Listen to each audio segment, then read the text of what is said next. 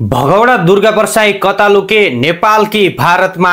अस्ति काठमाडौँ स्थित तीनकुनेमा भएको हिंसात्मक आन्दोलनका आन्दोलनकारी प्रहरीले धमाधम समातिरहेको छ। दुईजनाको ज्यान गएको गत शुक्रबार तीनकुनेमा भएको राजवादीको हिंसात्मक घटनामा प्रहरीले हालसम्म 150 भन्दा धेरै जनालाई पक्राउ गरेको छ। कार्यक्रम कमान्डर तोकिएका दुर्गा परसाईलाई प्रहरीले भगौडाको सूचीमा राख्दा राज संस्था पुनर्स्थापनाका लागि संयुक्त जनआन्दोलन समिति संयोजक नमराज सुवेदी घरमै प्रहरीको घेरामा छन्। राजन पार्टीका वरिष्ठ उपाध्यक्ष मन्त्री धवल शमशेर राणा सहित 41 जना विरुद्ध मुद्दा दर्ता गर्न प्रहरीले प्रतिवेदन तयार पार्दैछ। आज फेरि प्रहरीले 48 जनालाई पक्राउ गरेको छ।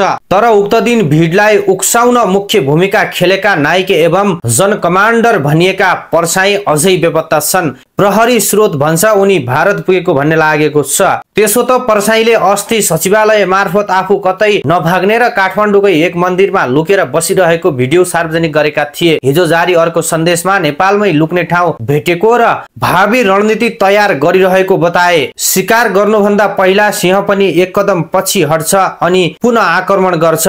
दुर्गा परसाई सिंह नै हो, अब छिट्टै तिमीहरूको मलामी लिएर आउँदैछु उनले भनेका छन्। मैले नेपालमै लुक्ने ठाउँ भेटेको छु, भावी रणनीति तयार पार्दैछु, तिमीहरूले त्यो पनि पाउँदैनौ, याद राख। दुर्गा परसाईले आफू नेपालमै रहेको दावी गरिरहँदा सुरक्षा निकाय भने भारत पुगेको शंका गर्न थालेको छ।